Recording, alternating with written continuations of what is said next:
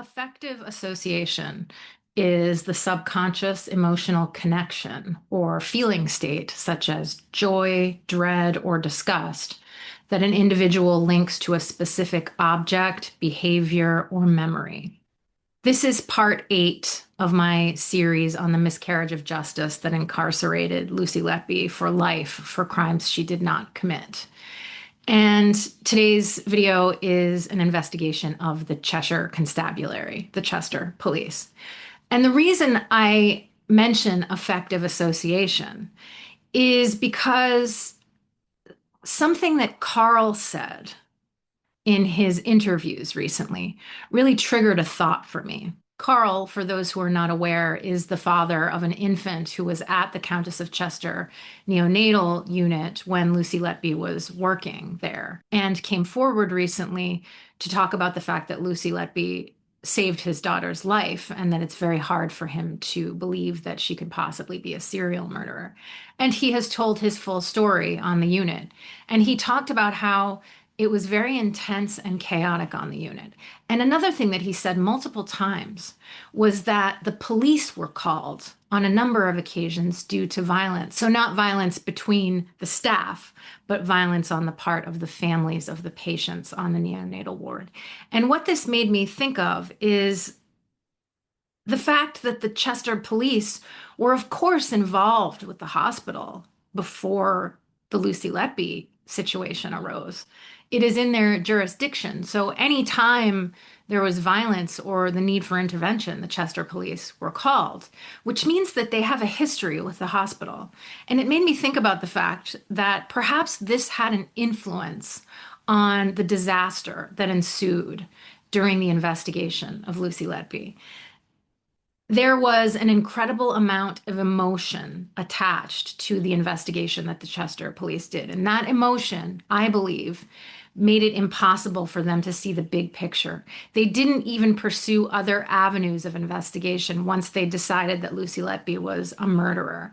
And the things that led them to decide that Lucy Letby was a murderer were completely, frankly, ridiculous. They didn't understand certain pieces of evidence. They couldn't possibly follow the medical evidence that was presented to them. And so they had an expert witness who was at best biased and only served to push forward the belief that Lucy Letby was guilty rather than opening the investigation to other possibilities. So I wonder if being exposed to the vulnerable infants on the neonatal ward at the Countess of Chester Hospital in the past opened them up to the potential to be emotional about the case once it went into effect, once it was in full swing. They had seen these babies who were tiny and vulnerable, and it inspired something within them that made them follow emotion rather than reason and logic. They became familiar with the staff potentially while they were intervening in any violence there.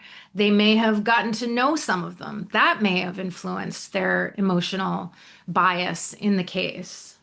They may have remembered prior events more vividly and therefore assigned those memories to what they assumed Lucy Letby did. So that affected their ability to be rational in the case. It may also have caused them to be more attentive to new reports and to the reports particularly of Stephen Breary, Ravi Jairam, and Susie Holt when they came into the office and convinced them that this was murder and not natural death. They may have seen suffering parents while they were on the unit being called in to intervene for other cases of violence. Crying mothers and fathers, worried families, people in severe pain and severe fear. They were lost before they even began, perhaps, because of their experience on the neonatal unit when they would visit in the past before Lucy Letby even became a name on their lips. So let's just first start with what happened here, how the Chester police became so involved in the investigation. At first, the hospital refused to go to the police when Stephen Breary and Ravi Jairam tried to push them to, because they knew that Lucy Letby had done nothing wrong and that Stephen Breary had no evidence to point to such. So it took about a year, year and a half for them to even contact the police. And they only did it to get Stephen Breary off their back after all of the internal reviews by the RCPCH and CQC didn't do enough to convince him that she had nothing to do with it. They decided, okay, we'll go to the cops, we'll do what he asks, and then hopefully we can put this to bed. So they did go to the police. They had a meeting with the police. And in those meetings and in the exchanges that evolved from those meetings, the police came to the conclusion that there was no murder, there was no crime. And so after that, even that was not enough for Stephen Breary and Ravi Jairam. And Ravi Jairam asked for a meeting with the police, an individual private meeting, which Stephen Breary then pushed his way into.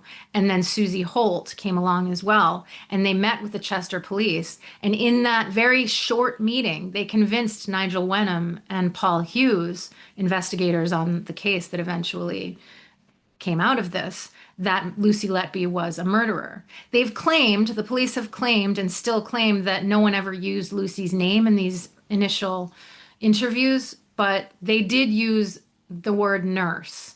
And they said it was one individual nurse. And it's hard to believe that a name wasn't used, but they say it wasn't. So I guess we have to go with that. So after that initial meeting, where they were very emotional and very insistent that this was murder and malfeasance and not mistakes made by them and their fellow consultants at the hospital, did the police finally decide that there was a murder on the unit. And then they were fully on board. And there are a lot of aspects of this fact that I think influenced the mistakes they made in the investigation. I'm not going to get into very literal kind of law-based, rule-based stuff because I couldn't possibly, and Steve Watts has done that to a wonderful degree. All I want to talk about is the ways in which their emotions got in the way and caused them to behave in inappropriate ways that then put Lucy Letby in prison. So let's start with the ways in which the Chester police became emotionally involved in this case. I'm basing a lot of what I am presenting from the Operation Hummingbird promotional video that they did. They like to call it a documentary, but it's not a documentary. It's a promotional video where they clap themselves on the back for what they think is great work they did.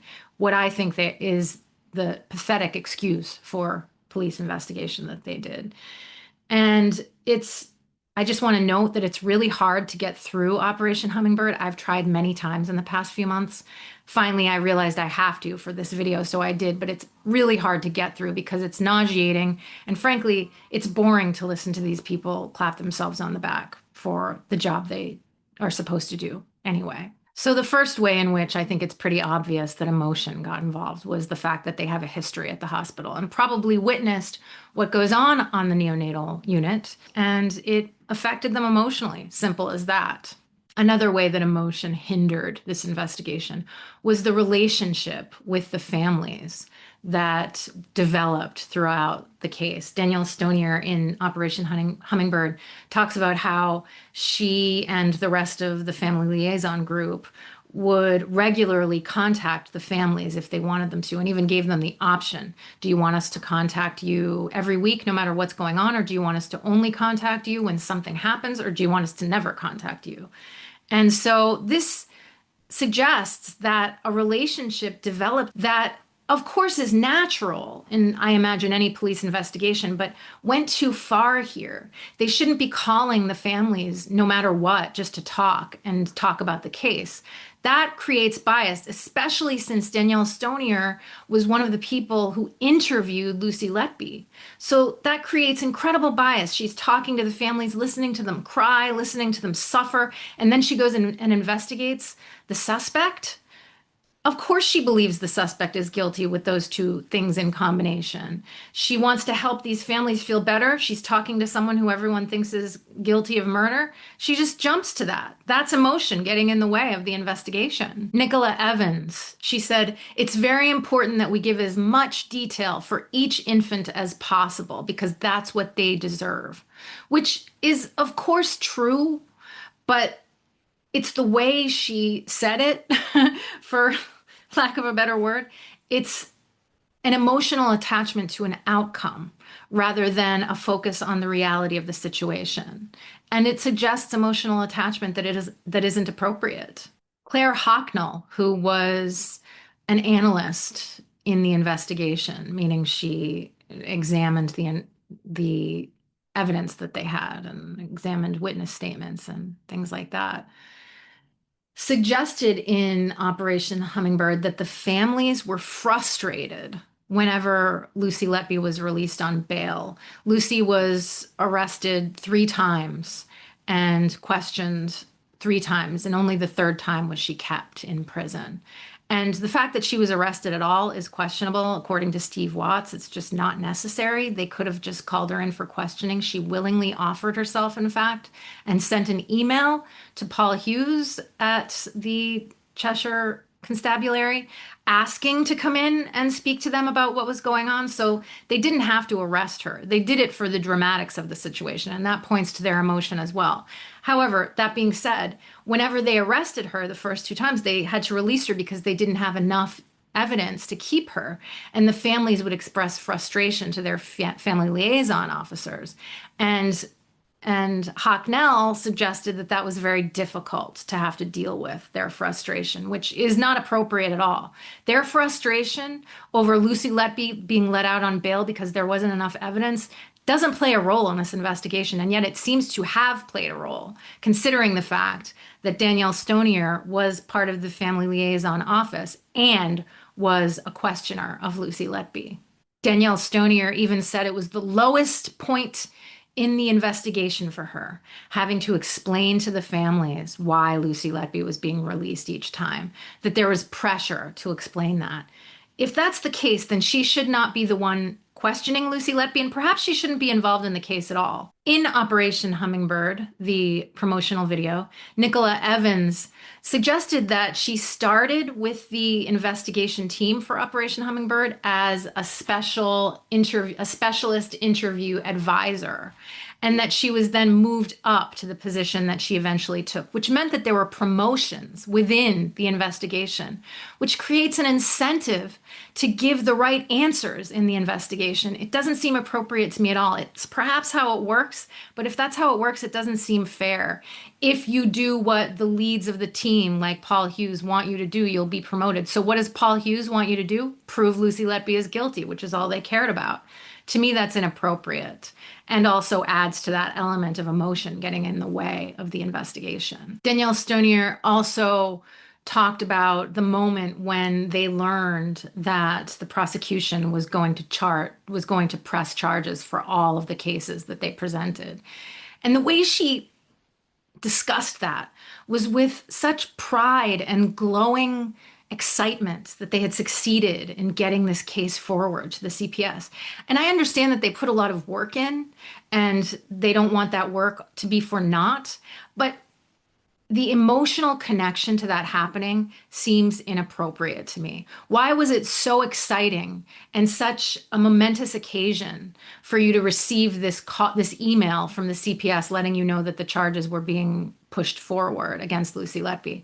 Why was that so momentous for you? It's as though it was a cause for celebration, and to me that's inappropriate and not a part of a legitimate, non-biased, reasonable investigation into a crime. It's like it was her spotlight moment. You know, the movie Spotlight, where the investigation to the abuse of children in Boston is analyzed. It's as though she was in that moment of her life. And even as she describes it, you can see the, dollar signs in her eyes. You just can, or at least I can. Nicola Evans also discussed telling the families about the charges that were being pressed against Lucy Letby. And she said that there was a sense of sadness around it, but that also there was excitement about being able to tell them that charges had been pressed. I don't think I need to say much more about that. There was excitement to tell the families. Maybe this is a part of police work and I'm not aware of it, but it doesn't seem like it fits in a non-biased, acceptable investigation into a crime. Paul Hughes said something during the promotional video that I thought was telling as well. He said it was so important that they get their time in court, the families he was talking about. We needed to be sure there were no errors in investigation that would get in the way of that, he said. He said it was all about the families for them, which I do understand in a way. Being a police officer is for the people, but I don't know that in this case it was entirely appropriate. Is it for the families or is it for truth that you are seeking? Aren't you seeking justice, not a way to comfort the families who have, of course, been through incredible trauma?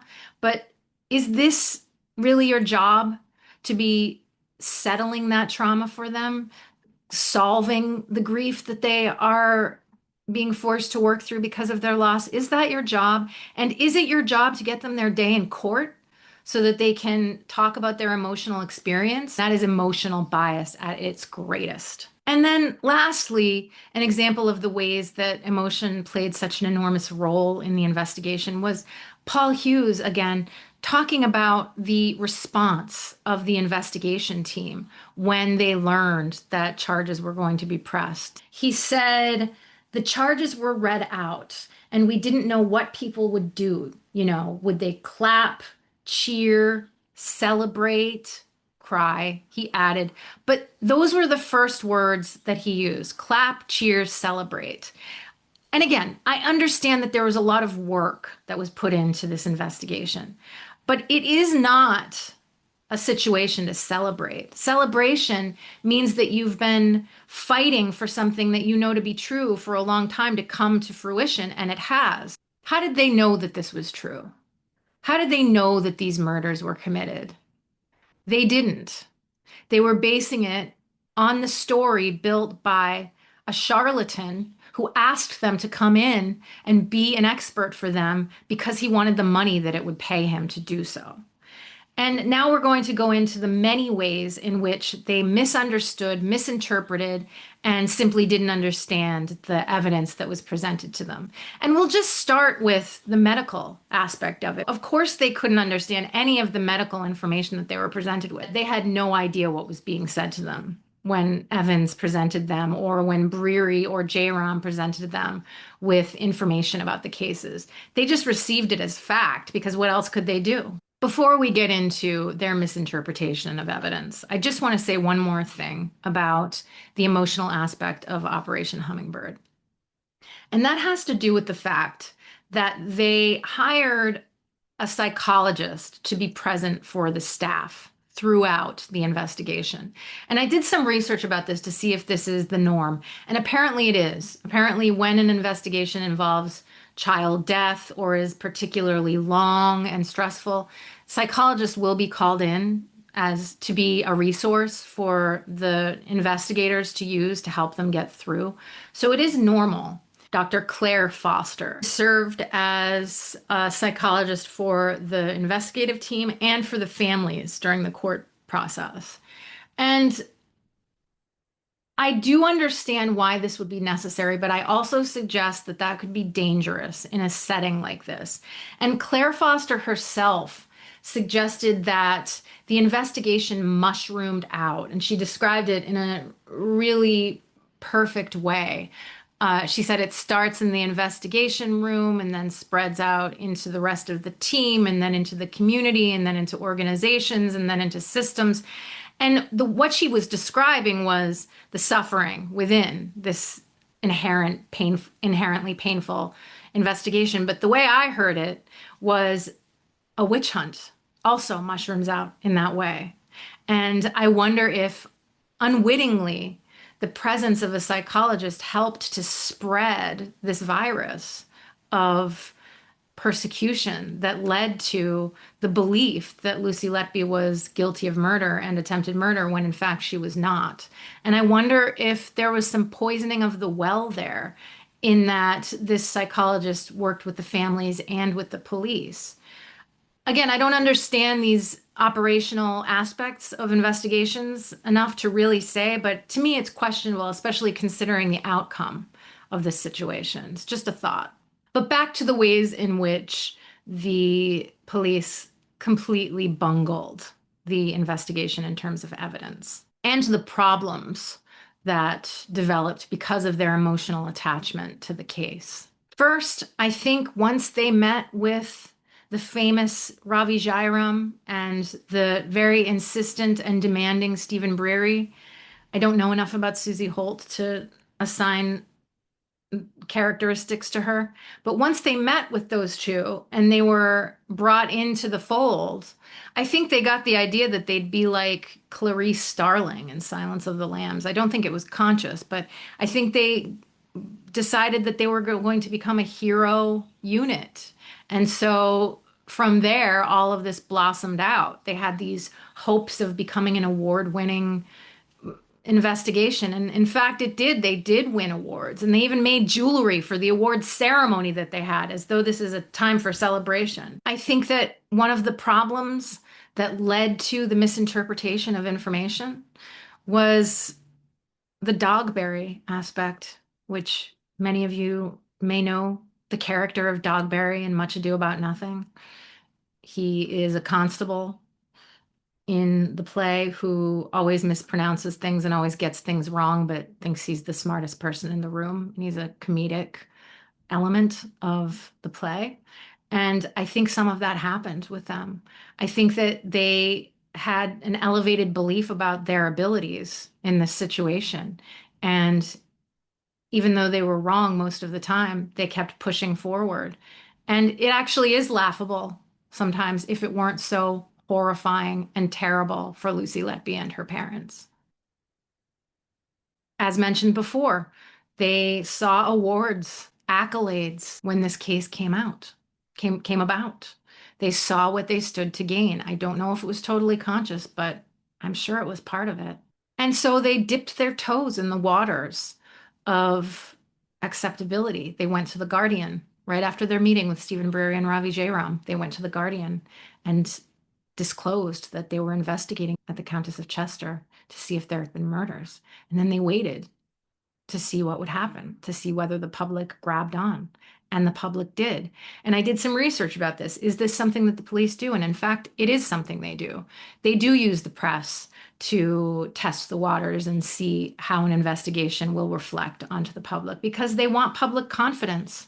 And when they're doing an incredible job, quote unquote, with a serious investigation, the public's confidence grows and support grows and excitement grows. It's not quite going and watching the executioner's block, but it's pretty close. And that's what they did here. They paid a PR firm to help them and coach them in presenting the case, both on podcasts with journalists and in their promotional video. They hired somebody so that they could look good. And just to note, a little side note, I find it very interesting that some of the officers had fake eyelashes and intense makeup and hair done and all that. Not to say that a police officer shouldn't be allowed to do that, but it seems a little inappropriate in a video about babies who have died and a woman who has been convicted for their murders and attempted murders to dress up as though it's an Oscars ceremony. I think that roles were confused in this investigation. I think that the emotional bias that played such a heavy role in it led some of these officers to think that they had a greater importance in the case than they should have. And again, I don't fully understand, obviously, the workings of a police investigation or a police force. But I'll just share something that Paul Hughes said that I think points to this. He said that the case would get its most stringent test in the courtroom. And that shouldn't be his concern, as far as I know. His concern should just be present the evidence in a clear way and let it go at that. It's the prosecutor's job to make it work in court. A problem that also ensued from this emotional attachment was the final arrest in 2020 and how that came about. In Operation Hummingbird, Paul Hughes said outright, we would have lost the opportunity to interview her the final time if we didn't push for this final arrest. He admitted that this final arrest happened because they reached the end of their investigation limits and they wanted to be able to ask her more questions. And the CPS, the Crown Prosecution Service, wanted them to as well. So what is he saying here? Is he saying what I think to be true, which is that they didn't have the evidence, but they had to drag her in that final time because they needed to ask her more questions to try to get the evidence, and they failed, but they still kept her in prison until her court case when she was convicted? Is that what he's saying? I doubt it's what he's saying consciously, but it's how I interpret it. You didn't have the evidence to keep her. You didn't even have the evidence to continue questioning her. And so you dragged her in the last time to try and force the evidence. And even though you didn't have it, you kept her. You didn't let her go this time. Because if you did, you wouldn't be able to question her again and the case would be done. That's scary. That's very scary. Rob Woods talked about the final arrest and how he didn't sleep the night before, and he was so nervous that it would all work out, and what if she wasn't there, and they didn't know if there would be violence. He suggested in Operation Hummingbird, the promotional video. But in fact, of course, they arrived at the house at 6 o'clock in the morning. She was with her father. She gently opened the door and she went with him without fight. So he's suggesting that it was this big stressful event and that it would lead to scrutiny in court if he didn't do it right.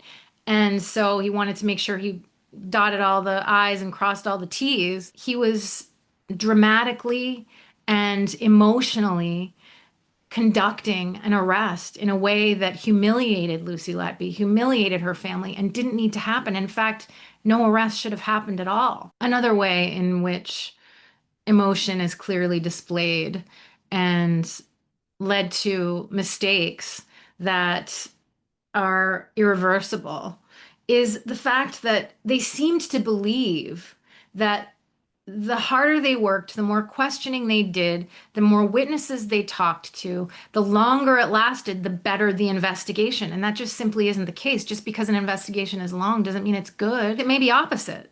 The longer the investigation, the more problematic it is. And Simon Blackwell even talked about this. He talked about the size of the investigation, the size of the team, the extensive nature of it. I think it suggested that they had a very disorganized, biased investigation that got lost in the trail of information that they couldn't possibly organize and couldn't possibly create a clear picture from. And in the end, any evidence that they had was evidence that they dredged up from their imaginations. They suggested that the handover sheets they found in her house were trophies. Nurses often accidentally take home handover sheets because they shove them in their pockets during their shift and forget they're there. And because they're confidential, they don't want to throw them out in the regular trash, but they don't know what to do with them, so they just keep them. But the police were too lost in their own narrative to be able to recognize that as a possibility. They found notes in Lucy's house that had her thoughts written out on them. An occupational health professional at the hospital suggested that she write out her thoughts to get them out of her head because she was so stressed about being removed from the unit and being accused of crimes. And so she did that. And on the sheets of paper that the police found and then handed in as a confession note to the CPS, she did write things like, "I did this, I am evil." But the reason she wrote that, which she explained many times in the interviews that the police did, was so that she could get the guilt that she felt for not being a good enough nurse out of her system. She felt like she was being accused of being responsible for the death of babies because she wasn't a good nurse. And that is what she meant.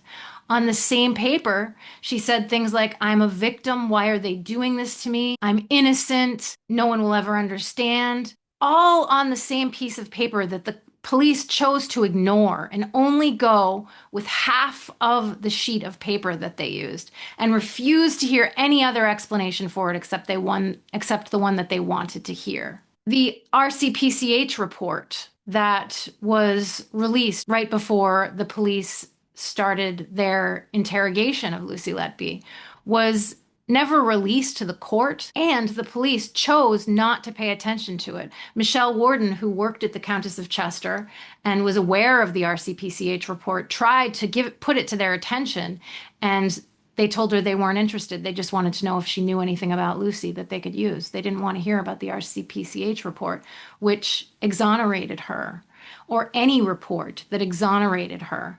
They did not want to hear the truth. They wanted to hear their story because they were lost in emotion. They used statistics that were completely flawed and inappropriate. And when they called in an expert to help them with the statistics, Jane Hutton, she explained to them that their chart that they made using statistics was completely invalid. And when she said that, they decided they didn't want to work with her. So any evidence that didn't agree with their narrative was thrown out. They built a story around Lucy that was not reality because they were lost in emotion and lost in ego.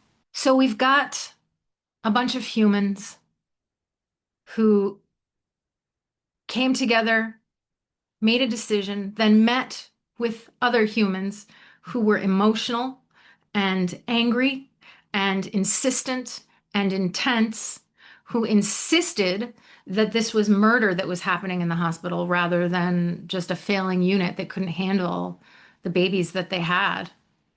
And the cops were enamored with the big, important doctors, affected by the seeming intensity of Stephen Breary and how true and right they believed themselves to be. And so they switched gears and immediately jumped on board with a witch hunt that they never veered from.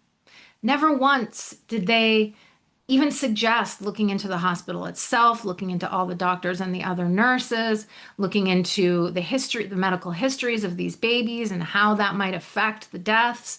They didn't even pay attention to the pathology reports that showed the causes of death. They completely and totally surrounded Lucy Letby with false and flawed information in order to build a case around her so that she would be found guilty because they believed that that was what it was when they had no proof of it. They had no evidence.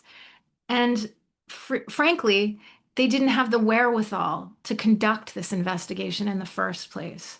They should have brought in outside peer review to help with the investigation, and they didn't do that. They made mistakes along the way so enormous that it's almost impossible to grasp. An intentional hunting of an individual rather than a reasonable, rational examination of a very complicated situation. And it led us to where we are today, to an innocent woman spending the rest of her life in prison for crimes she didn't commit. I become so angry when I watch them and their gloating and their complete lack of humility and their complete lack of understanding of the damage they've done. In the end, let's hope that they are held to account for all of their errors. I think they believed they were doing the right thing. I think they believed that their investigation was stellar. I think they believed that Lucy Letby was a murderer, but they were wrong on all counts. And hopefully they'll have to answer to that one day.